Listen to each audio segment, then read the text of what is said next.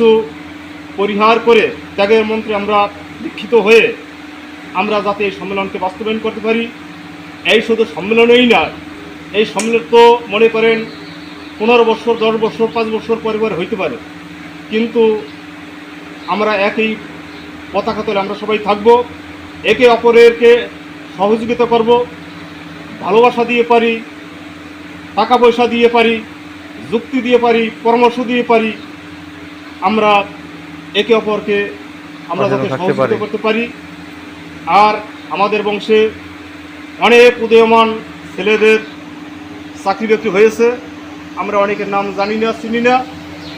আপনারা যে এলাকা থেকে আসছেন সবাইকে অবগত করবেন যে আমরা সবার সাথে অন্ততপক্ষে একটু শরীর রাখতে পারি, দেখাশোনা হইলে তাদের সাথে আন্তরিকভাবে কথা বলতে পারি।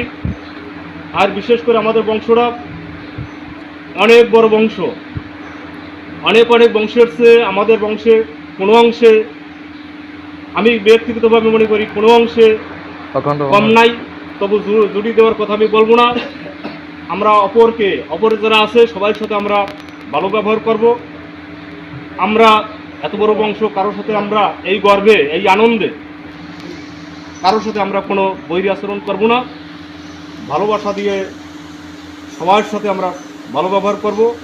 আর আমাদের বংশে আমি একটা আগাম কথাই বলি যে আমরা আসলে রাজনৈতিক চর্চার দিক দিয়ে আমরা অনেকটাই পিছনে। আপনারা শিক্ষিত যুব সমাজ আছেন, যে দল আইসুক যা আইসুক, আপনারা অন্তত রাজনৈতিকভাবে একটু এগিয়ে যাবেন।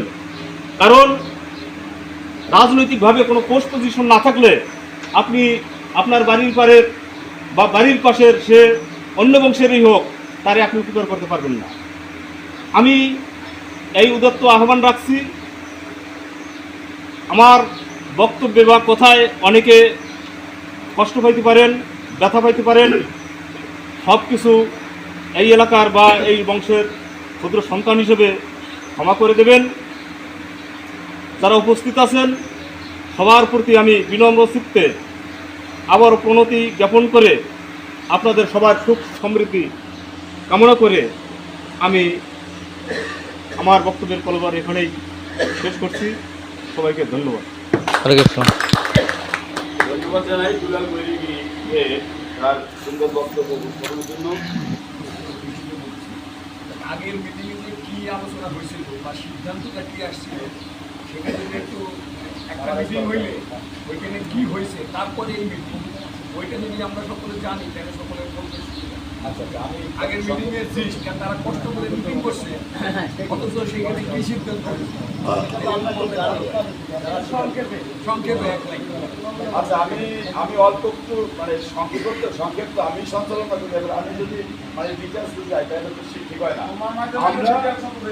আমরা সর্বপ্রথম মাইকেল ওঝা কলাবাড়ি, উনি আমাদেরকে ফোন করলেন, দাওয়াত করলেন, ডাকলেন, আমরা গেলাম। আমাদের ইউনিয়ন থেকে এই যে কাকু দেশে ওই দিকের থেকে এরকম বেশ লোক হয়েছে। আমাদের মূল উদ্দেশ্য আজ থেকে প্রায় বৃহৎ পরিসরে আমরা তখন ডাকতে পারিনি, ছোট ছোট করে এটা শুরু করতে হয়। স্বপন কাকার বাড়িতে বেশ বড় আয়োজন। আমাদের ওই জায়গা থেকে লন্ডন থেকে আসছিল, ও আসছিল, এরকম আমরা বিভিন্ন এলাকা থেকে প্রায় 10-12 জন করছিলাম। আমরা আবার সেই পুরনো জায়গাটায় ফিরে গেছি যে আমরা সম্মেলনটা করতে পারিনি, আবার আমরা চেষ্টা করতে পারিনি। তখন কিন্তু এই যে কথা বলছে যে নির্বাচনকালীন সময় আসলে ঝামেলাও হয় আমাদের সম্মেলনে, মানুষের নেগলেন্সিও করে, আবার কেউ ভয়ও পায়, দুটোই আছে।